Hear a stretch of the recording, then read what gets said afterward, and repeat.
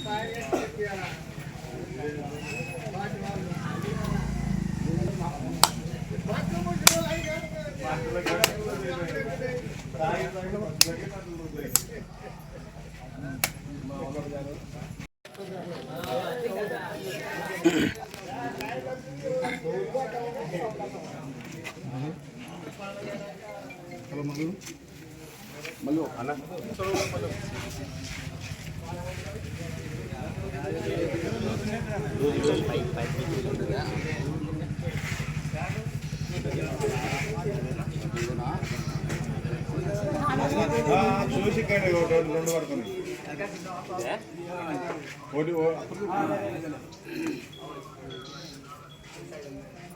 రెండు పట్టుకొని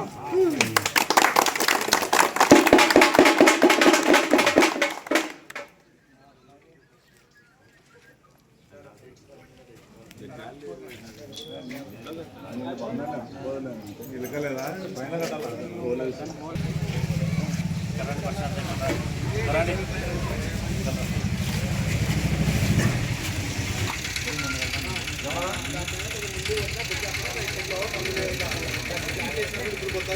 జై తెలుగుదేశం, జై తెలుగుదేశం, జై టీడీపీ, జై శ్రావణకి, జై తెలుగుదేశం, జై తెలుగుదేశం. ఇప్పుడు ఈరోజు 43వ ఆవిర్భావ దినోత్సవం సందర్భంగా మన స్నేహితుడు జ్ఞానేశ్వర్ గౌడు ఇందుకు హాజరైనందుకు మాకందరికీ ఎంతో సంతోషంగా ఉంది. మా గ్రామాన్ని అభివృద్ధి గురించి ఆలోచన చేయండి, పెద్ద ఆయనకు కూడా చెప్పండి, మీకు చెప్తాము. ఈ మురికి కాలువల వ్యవహారం ఎక్కువైంది మాకు. నరసలేక వాళ్ళు నరసాలంటే కూడా మురికి కాలువలు వస్తున్నారు. ఎస్టిమేట్లు వేయించిన ఇవతల అవతల, ఆ ఎస్టిమేట్కు ఫండ్స్ లేక నిలబెట్టేసినాం. మొన్న ఆయన గ్రామ పంచాయతీ ఏమన్నా మండల ఫండ్స్ అంటే మండల ఫండ్స్ మనకి ఇస్తారో ఇయ్యరో, అదంతా అన్న మీద భారం వేస్తున్నాం. ఇక్కడికి విచ్చేసిన మన జ్ఞానేశ్వరుడు అన్న గారికి 43వ ఆవిర్భావ దినోత్సవ సందర్భంగా వచ్చి జెండా ఎగరడం జరిగింది. రత్నపల్లె గ్రామంలో మన బీసీల ముద్దుబిడ్డ జ్ఞానేశ్వరగౌడ్ అన్న గారు మన గ్రామానికి మన గత ప్రభుత్వంలో వైఎస్ఆర్ గవర్నమెంట్లో చేసింది ఏమీ లేదు.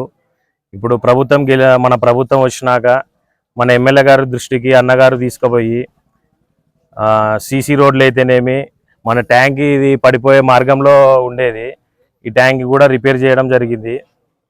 ఎస్సీ కాలనీలో కూడా సీసీ రోడ్డు, బీసీ కాలనీ బోయ వీధిలో కూడా సీసీ రోడ్లు వేయడం జరిగింది. ఇంకా అన్న దృష్టికి మా గ్రామంలో చాలా ఇబ్బందులు, రోడ్ల విషయంలో చాలా ఇబ్బందులు ఉన్నాయి. అవి కూడా అన్న దృష్టికి తీసుకోవాల్సిందిగా అన్నగారిని కోరుతున్నాము. ఈ ప్రభుత్వంలో మనము ఇప్పుడు ఆల్రెడీ ఒక 4 పథకాలు అయిపోయినాయి. జనాలు ఇప్పుడు గ్యాస్ సిలిండర్లు వదిలినాడు. నెక్స్ట్ మంత్ వచ్చేసి ఈ తల్లికి వందనము, ఈ రైతు దాంట్ల గురించి కూడా నెక్స్ట్ మంత్ మన సీఎం ఆదేశాల మేరకు సీఎం గారు కూడా వదలడం జరుగుతుంది.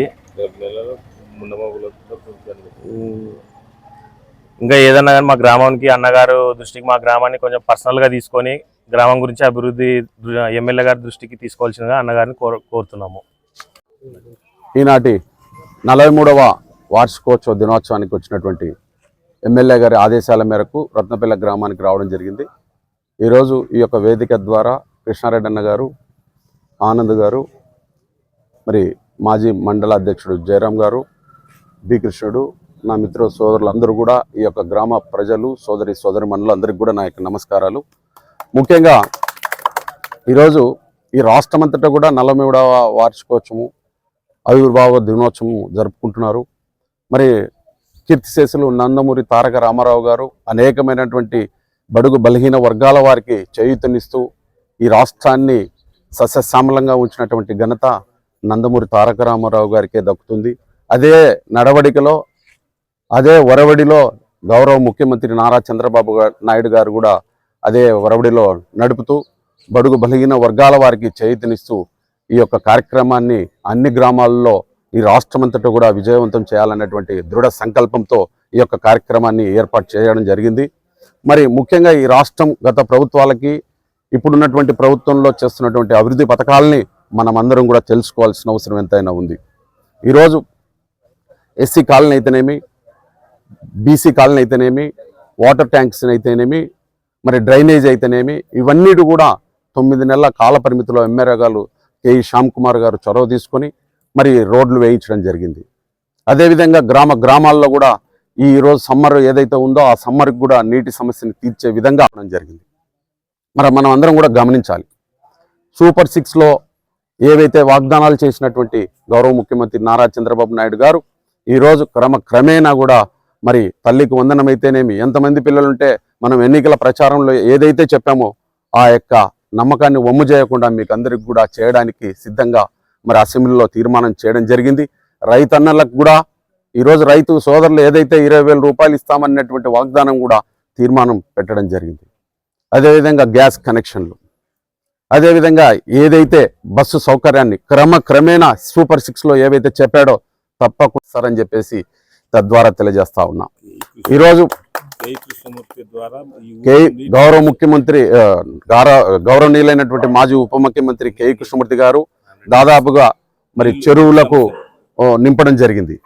మరి నీళ్లు కూడా ఆయన ఈ యొక్క బ్రహ్మవనం కాడ నుంచి రత్నపల్లి గ్రామానికి సపరేట్ గా పైప్ లైన్ వేయించి మరి నీళ్లు తెప్పించినటువంటి ఘనత కేఈ కృష్ణమూర్తి గారికి దక్కుతుందని చెప్పేసి ఈ సభాముఖంగా మీకు అందరికి కూడా విజ్ఞప్తి చేస్తున్నా.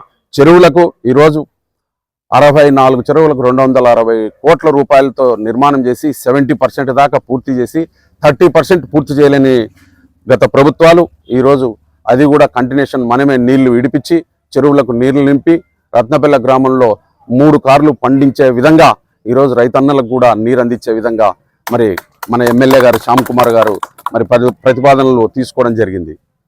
ఇవన్నీ ఒక్కసారి ఆలోచన చేస్తే మనము పొదుపు లక్ష్మి మహిళలకు, అనేకమైనటువంటి బీసీ, ఎస్సీ, ఎస్టీ, మైనార్టీలకు బ్యాంకు లోన్లు ఏర్పాటు చేస్తున్నటువంటి ప్రభుత్వం తెలుగుదేశం ప్రభుత్వం. ఈరోజు క్రమేణా బీసీలకు ఇచ్చాడు, బీసీ మైనార్టీలకు ఇచ్చాడు. ఈరోజు ఎస్సీ సోదరి మనలందరూ కూడా రాబోయే రోజుల్లో వాళ్ళకు కూడా ఉపాధి కింద, వాళ్ళ యొక్క కులవృత్తుల కింద ఏర్పాటు చేస్తూ మనకందరికి కూడా అభివృద్ధి పరచడానికి ప్రభుత్వం ముందుందని చెప్పేసి దానికి మనం అందరం కూడా అనుకూలంగా పనిచేయాల్సిన అవసరం ఎంతైనా ఉంది.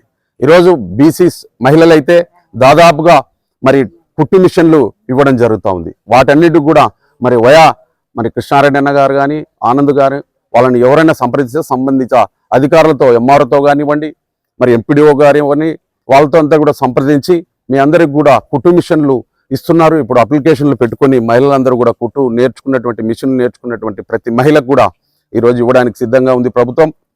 ఇవన్నీ కూడా గమనించాలి.